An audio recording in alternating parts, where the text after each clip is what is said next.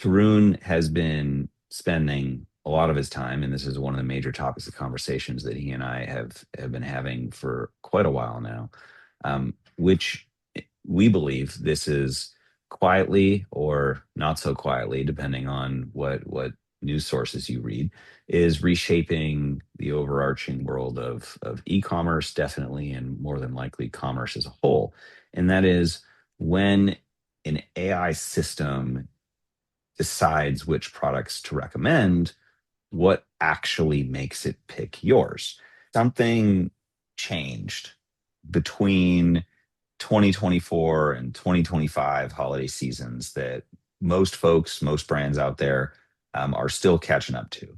And that is this idea that AI referred traffic to retail sites did not just grow by a few points.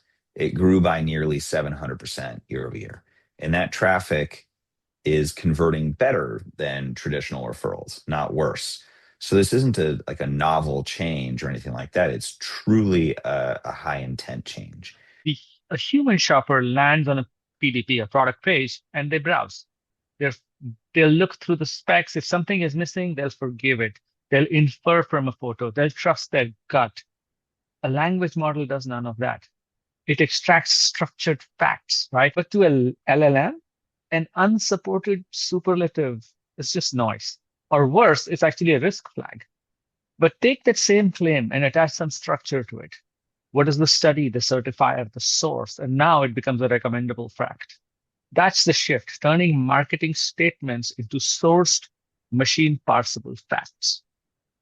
Four key things show up. First one is complete structured content. This is like the attributes that are actually filled in and are valid.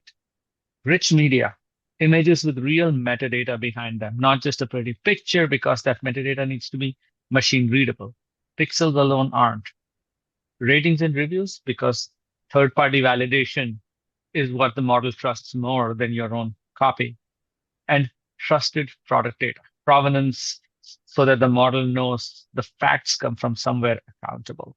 It is an ordering trap because it's the most common mistake we are seeing. You can't bolt rich content onto a broken foundation, because if the base product record misinterprets even what the thing is to begin with, was what is it for, where is it used, what problem does it solve, then the model can't connect your great reviews back to the right product. This was probably the biggest sensational number that I use frequently, right? Less than 1% of e-commerce PDP's product pages currently meet the minimum bar to be recommended by an LLM. Less than 1%. That's not a big number. Let's No, start with it's that. not. That's not big. So contradict this to the other number we saw, 700% increase in AI sending your product data over. So the demand is exploding.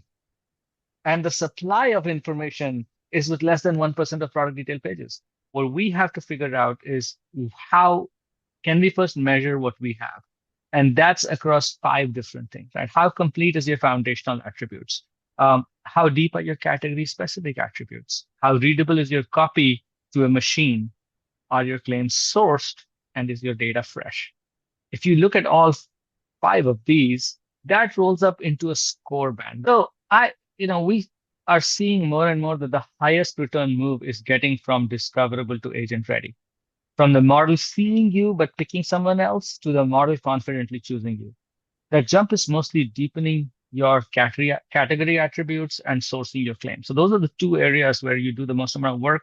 You're seeing the biggest benefit. Here are the next steps that you have to do, because it's not a project. It's not a one-time. It is a loop. It is constant. Keeping that data fresh and discoverable is a function that an organization cannot treat as it's a one-time project and I'm done. And that has to become part of the DNA.